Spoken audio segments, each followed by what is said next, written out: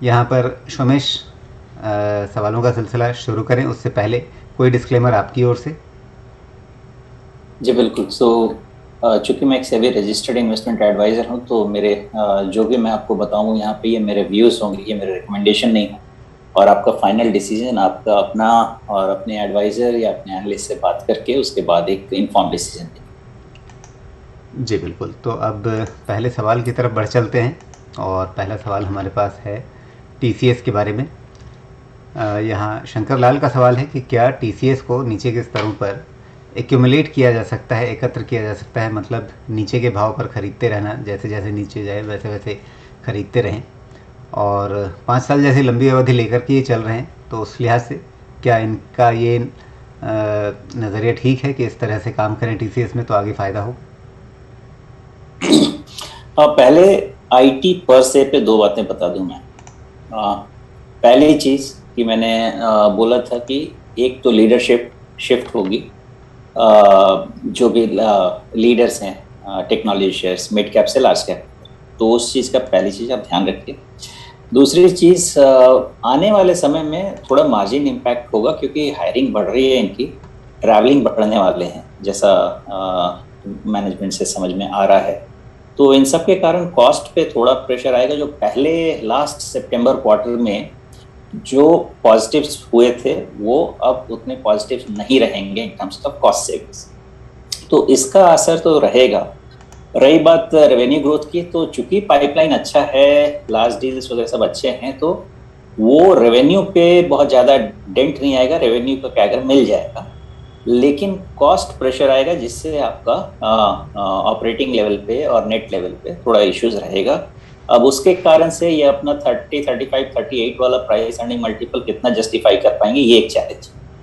इसलिए इस चीज़ का ध्यान रखें। अगर 10-1% के आसपास कूल ऑफ हो जाते हैं आईटी स्टॉक्स, तो जगह अच्छी बन जाएगी, क्योंकि 10-15% का वैल्यूएशन अगर यहाँ से कूल ऑफ हो गया तो फिर कोई दिक्कत नहीं। अब ये जनरल है, आईटी स्टॉक्स के लिए जनरल है।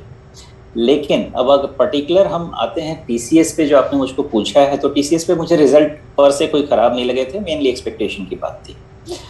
अब यहाँ से अगर 10-1% का डिक्लाइन हो जाए तो सेफ्टी नेट ज़्यादा बनेगी।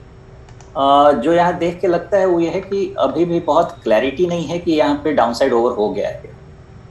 डाउनसाइड ओवर होने के लिए या तो इसका जो गैप है 3750-60 के रेंज का, वो पहले क्लोज हो जाए उसके ऊपर, तो शायद हम कह सकते हैं कि अब डाउनसाइड अरेस्ट हो जाएगा। अदरवाइज इसका जो डाउनसाइड अरेस्ट होगा वो कहीं ना कहीं लगता है 3300 से 3500 के रेंज में बैठ रहा है, कहीं एक रेंज जहां पे डाउनसाइड अरेस्ट हो सकता है। तो कब अरेस्ट होगा वो देखने की बात है, वो टाइम देना पड़ेगा।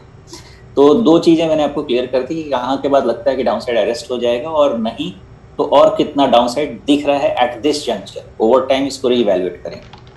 इसके बेसिस पे अगर आपने 5 इयर्स का व्यू लिया है और स्टैगर्ड बाइंग करते हैं, तो वैसे भी तकलीफ नहीं रहेगी, क्योंकि आईटी का अभी भी जर्नी बनता है। तो अगर 5% फॉल पे आप उस पर छोटे छोटे क्वांटिटी ऐड करते जाते हैं, उसको एक तरह से एसआईपी बनाते हैं, तो आपको 5 साल के लिए कोई तकलीफ नहीं होगी। तो ये मेथड आप अप्लाई कर सकते हैं। बाकी रेंज और लेवल आप समझ चुके हैं। जी, तो लगभग 4000 से ये 3600 पर तो आ ही चुका है, तो क्या यहाँ पर थोड़ी ख़रीदारी बनती है? ख़रीदारी के लिए जो स्टैगर्ड बाइंग के लिए जो अलग अलग स्तर होंगे, वो आपके हिसाब से वो दायरे कहाँ पर आते हैं कि थोड़ा यहाँ ख़रीदा, थोड़ा फिर थोड़ा नीचे यहाँ ख़रीदा?